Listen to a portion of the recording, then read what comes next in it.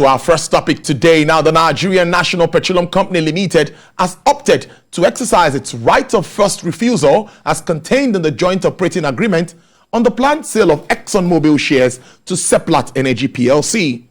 Following reports on the failed asset acquisition deal between SEPLAT Energy and ExxonMobil, the Nigerian National Petroleum Company Limited has made a mouth-watering offer to acquire the assets with the goal of building the long-term profitability of the NNPC Limited. It will be recalled that ExxonMobil and SEPLAT Energy had recently announced a $1.6 billion sales agreement deal that will see SEPLAT purchase ExxonMobil's complete shares in the state-owned firm. However, it will interest you to know that the right of preemption is a legal right to parties in the joint venture to be the first to be considered for any planned sales or takeover of assets in JVs if other parties chooses to trade them off. As the country seeks to improve production in the oil and gas sector, stakeholders hope that issues will be addressed without recourse to another round of legal battle while assets remain underutilized. Let's understand this and give more insights to this topic. I'm being joined via Zoom by the Group Chairman, Chief Executive Officer of International Energy Services Limited, Dr. Diran Fawibe. Dr. Fawibe, good afternoon and thank you for your time, sir. Good afternoon, Tolu. Yes, let's start with understanding NNPC's exercising its right of preemption or first refusal. As some say, this could be controversial in some cases. But in this case, how does it really come to you so that we understand it before we now go into the effect of this on the oil and gas business? Well, I guess all the major oil companies operating in the country, they are in JV arrangement with the government. When you look at the antecedents of all the companies, Shell BP that now later became Shell, and from which the Total and ENI acquired some of the shares. Presently, government has 55%, and Total, Shell, Total, and ENI has 45%. In other companies like ExxonMobil, DV, government has 60% and Mobil has 40%. Ditto for Chevron and ditto for Total. Now, as you mentioned in your intro, when a party in a JV arrangement wants to sell its shares, then the necessary thing to do is to inform the majority shareholder that it wants to sell its shares either in part or in whole. And the purpose of this is to enlist the interest, particularly of other shareholders in the JV, whether they will want to acquire before opening up the asset or the shares to third parties outside the JV arrangement. And I will expect in this particular case of Exxon to inform NNPC, government by NNPC, that it intended to offload 40%, which belongs to them, in the JV arrangement. Government or NNPC will be expected to come back to indicate interest, whether it wants to acquire the interest or the otherwise, Mobil will be free to talk to third parties. So this is a major consideration that we have to consider in this arrangement between Exxon and SEPLAT. In other words, we would like to know whether Mobil has informed government by NNPC of his desire to offload or to sell 40% of the shares, which, as you mentioned in your intro, and it's an established fact in the corporate world that when a party in the JV arrangement wants to sell its shares, it has to first of all, give the opportunity to one of the either the majority shareholder or the existing shareholder for them to exercise to show interest. So that's what we call preemption of first refusal, and that is what NNPC is trying to do now. But the question will be: did Mobil inform government have an issue that it wanted to sell its shares? Did NNPC come back to say it will want to be considered for, or will consider taking up the shares? Or was it a late event that made Exxon to sell the shares, to wanting to sell the shares to SEPLAT, and negotiations went up to the level of signing a deal for the sale? That is the aspect that may become controversial.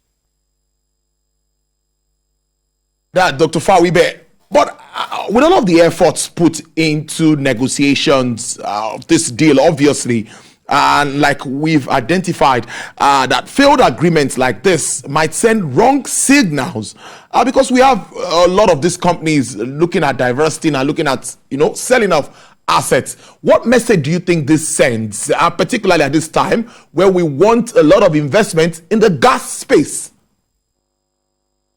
Well, before jumping into the conclusion as to whether it will send wrong signals, we have to look at the processes, or the process which the parties involved followed. In other words, was there any indication that by Mobil to NNPC or to government that it wanted to, it desired to sell the shares?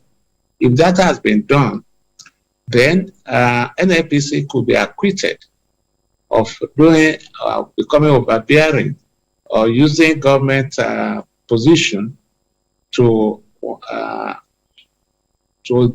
get the deal to be denied, whereby the Minister of Petroleum, as his case in law, must give consent to any transfer, any such arrangement.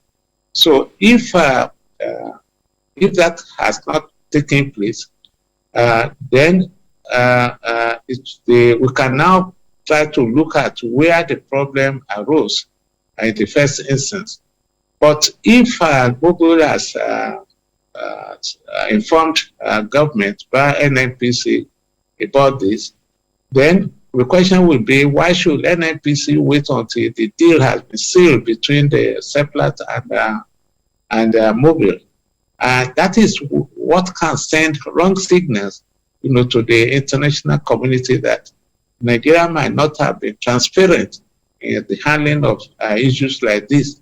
And in that case, for such companies that that are planning to do similar things like Exxon and SEPLAT have done, they may be jittery in terms of whether what will be the ultimate outcome if they go ahead. Obviously, NNPC is very desirous, and most Nigerians now, at least those who know, want NNPC to develop from the level it was operating before, and especially now that as from July this year, NNPC Limited will become operational. So to that extent, NNPC will want to improve on its existing posture and will be able to go full life in terms of commercial operation.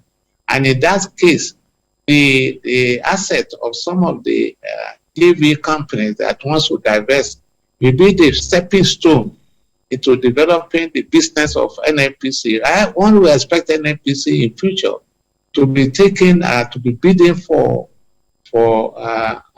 onshore, not only onshore, but also deep water assets, just like any of the major oil companies. But in this particular issue, we should be very careful. It's a very sensitive matter, and I believe government will be aware of the implications. A decision of this nature should not just be taken without consideration of what signals are we sending, is Nigeria sending to international community in terms of investment, especially coming on the heel of a PIA that is supposed to galvanize investment in the oil and gas industry, using NNPC as a linchpin, to ensure that investments are attracted into the industry. So if we are not tidying up our affairs properly, of course, it could send wrong signals, But it also depends on whether the due process has been followed in terms of this negotiation. Because, as you know, SEPLAT must have engaged all sorts of different expertise, spent millions of dollars to hire corporate lawyers, to hire accountants and all whatnot. And the negotiations, haven't reached that level of sealing a deal. It won't be a walk in the park, as it were.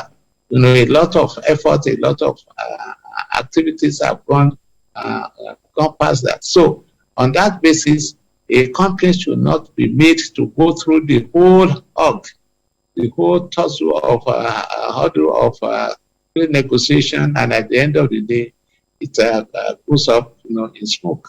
So that is the aspect that other people will be looking to. I hope in the near future there will be some due explanation, at least to allay the fears of investing public and the not just Nigerian stakeholders, but even international community, to ensure that the due process has been followed, in the way this matter was handled.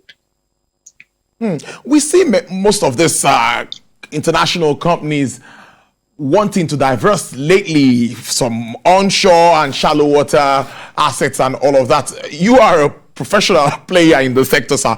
What is responsible for this move by international oil companies? Community issues and all of that. Can you take us through what is prompting this move? Well, we can make an educated guess because no company will come and tell you, sit around the table to tell you this is the reason why I'm divesting. Wow. But we can easily discern what will have been responsible for this.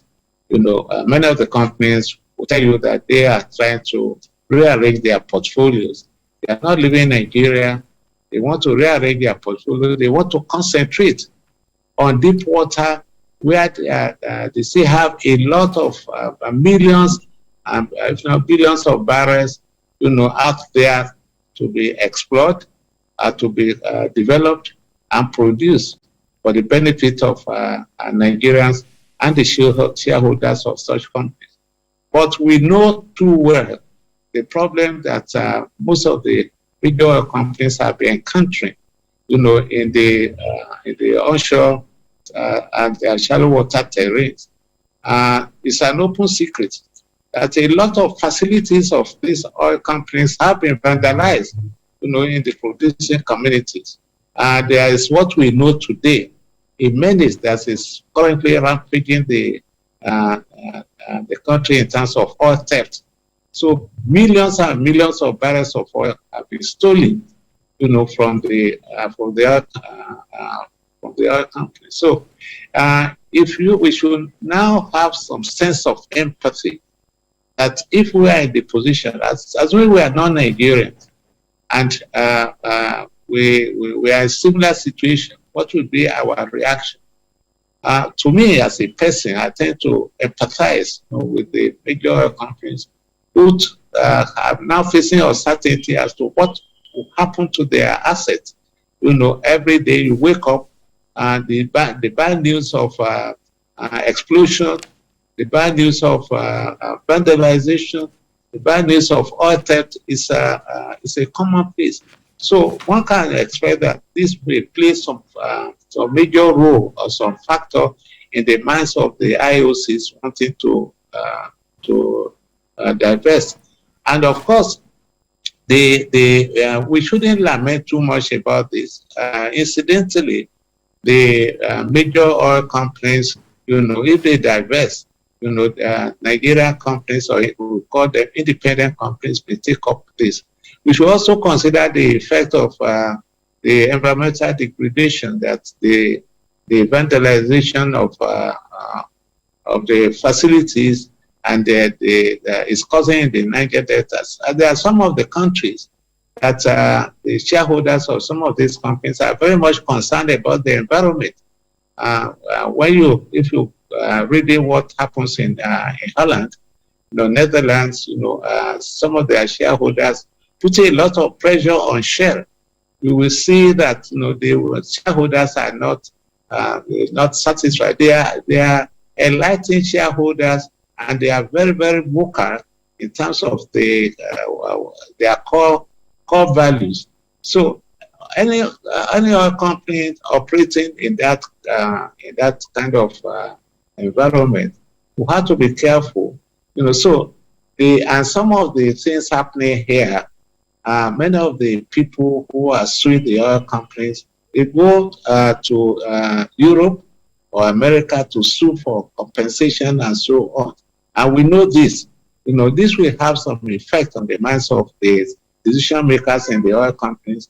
And they will now say, okay, let us concentrate our efforts in the deep water, where it will be impossible for any oil theft to take place, and also the vandalism of their facilities to take place. So these I could say, probably those have been a major factor in the companies trying to divest from onshore and shallow water terrain in the country.